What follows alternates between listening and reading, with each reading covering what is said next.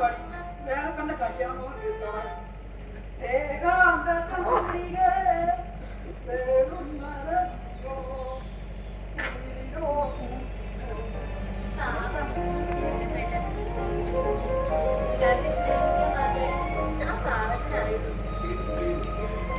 ഇനി രാവിലെ സീത ഇവിടെ പ്രണയിച്ചോണ്ടിരിക്കും.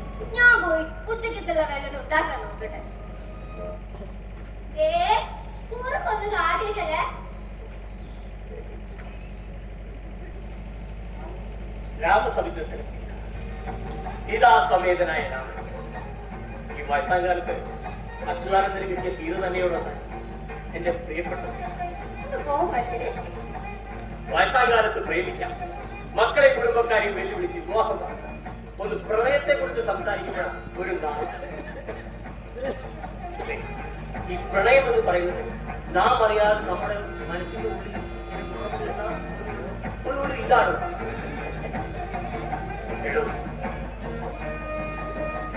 ഇന്നലകളിലെ ദുഃഖങ്ങളെ ഇന്നിന്റെ സന്തോഷങ്ങളെ നമുക്ക് പങ്കിട്ട് ജീവിക്കണം. മരണം ഒരതിഥിയായി കടന്നു വരും.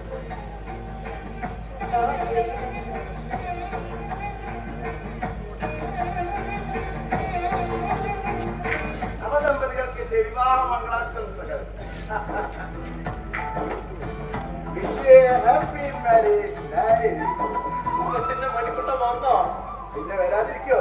എവിടെ എന്റെ മുത്തശ്ശി? മുത്തേക്ക് വാ, ഞാനൊന്ന് കാണട്ടെ എന്റെ മുത്തച്ഛൻ പ്രണയിച്ച് സ്വന്തമാക്കിയ മേരിക്കുട്ടിയെ. ബ്യൂട്ടിഫുൾ. വെറുതെ അല്ല മുത്തച്ഛൻ പ്രണയിച്ച് കെട്ടിയത്.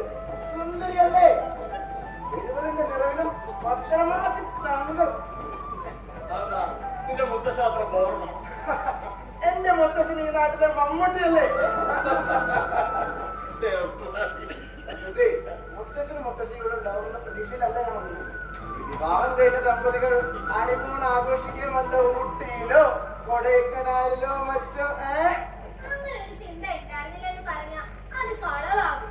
കിങ്ങിണി മുത്തശ്ശന്റെയും മുത്തശ്ശന്റെയും പുതിയ പേരക്കുട്ടിയല്ലേ? അതെ, നിങ്ങളുടെ സ്വന്തം കിങ്ങിണി.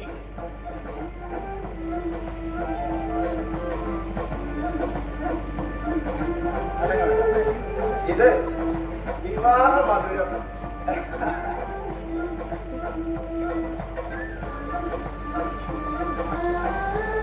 ഇതെന്നെ ഇതെന്റെ പെങ്ങളുണ്ട്.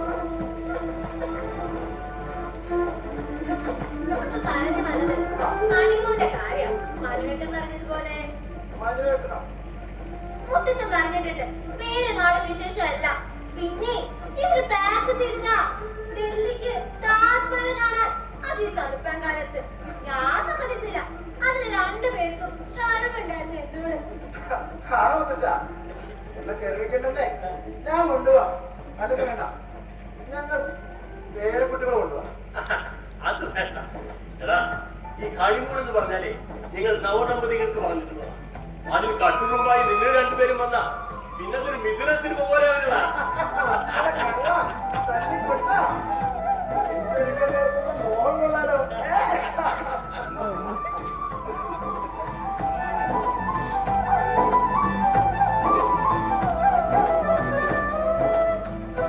പ്രണയത്തിന് എന്ത് കാലം നല്ല നേരിയ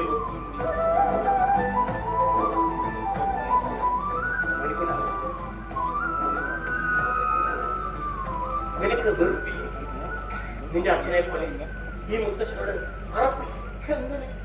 എനിക്ക് സന്തോഷമേ ഉള്ളൂ. ഇത്രകാലം മുത്തശ്ശന്റെ സ്നേഹം മാത്രം കെട്ടി വളർന്ന എനിക്ക് ഒരു മുത്തശ്ശിയുടെ കൂടെ സ്നേഹം കിട്ടല്ലേ?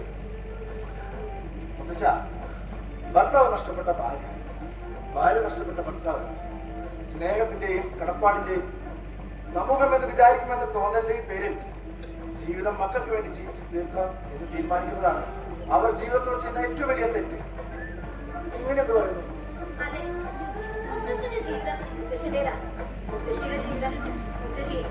അതെങ്ങനെ ജീവിച്ചു തീർക്കണമെന്ന് തീരുമാനിക്കാനുള്ള അവകാശം നിങ്ങൾക്കുണ്ട്.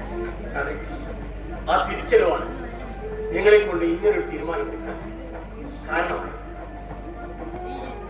എന്റെ ജീവിതം മരണത്തിലേക്ക് തുഴഞ്ഞു നിൽക്കാൻ എനിക്കൊരു തുണ വേണം. മോനെ മണിക്കുട്ട, എനിക്ക് എന്തെങ്കിലും സംഭവിച്ചാൽ ഈ ഭൂമിയിൽ അനാഥമാകുന്ന എന്റെ മേരിയെ നീ കൈവിട, ഒറ്റപ്പെടുത്ത.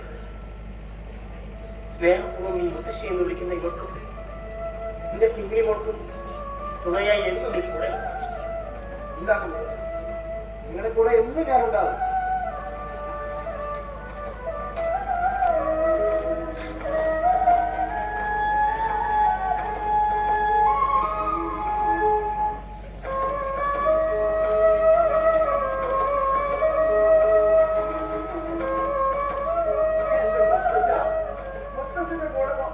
സന്തോഷത്തോടെ ഇരിക്കാനാണ് ഞാൻ പറഞ്ഞത്.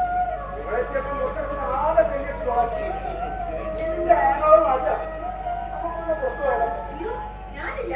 മുത്തശ്ശനും പേരക്കുട്ടി കൂടി പോകും. എന്നൊക്കെ അയ്യോ ഞാൻ വന്ന മുത്തശ്ശിയോട് ഒറ്റയ്ക്കാണ്. അതുകൊണ്ട് നിങ്ങൾ അല്ല മുത്തശ്ശി. പിന്നെ നമുക്കെന്നെ പോകാൻ മുത്തശ്ശ. പിന്നെ ഇങ്ങനെ വൈകുന്നേരത്തേക്ക് ഒന്നും ഉണ്ടാക്കണ്ട. ഞങ്ങള് പേടിച്ചോണ്ട് വരാം. നമുക്ക് ഒരുമിച്ചിരുന്ന് കഴിക്കാം. ഓക്കെ?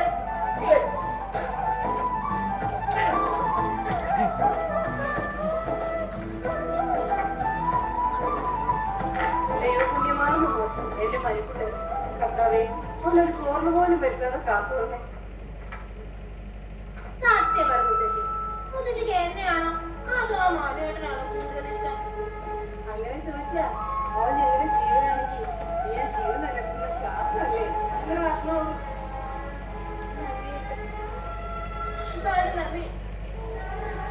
സന്തോഷത്തിലും സങ്കടത്തിലും അല്ലാതെ കൂടെ കൂട്ടിയതിന് മനസ്സിൽ ഒരാഴ്ച തന്നെയുണ്ട്.